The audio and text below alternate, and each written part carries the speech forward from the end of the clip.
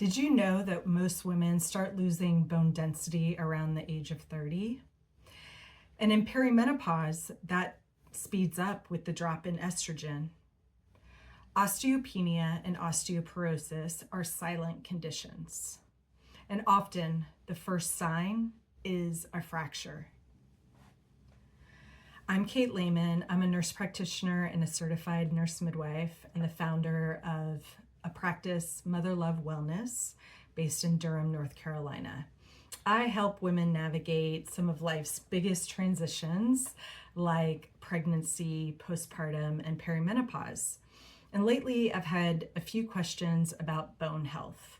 So today we're talking all about DEXA scans. As always, this information is for educational purposes only, and you should contact your healthcare provider for treatment or become my patient. Estrogen is critical to bone health. Without it, women can lose approximately 2% of their bone density each year after menopause. So the tricky part is it's not obvious when you're having bone loss. So that's where the DEXA comes in. It helps us see what's happening before there's a problem. DEXA stands for Dual Energy X-ray Absorptiometry. And there's two types. The bone density scan is used to diagnose osteoporosis and your fracture risk. The body composition scan, it primarily shows muscle mass, body fat, and visceral fat. It does include some overall bone density, but it is not diagnostic. The bone density scan is something that your provider will use medically. And it's often covered by insurance over the age of 65 or with certain risk factors. The body composition scan is typically out of pocket.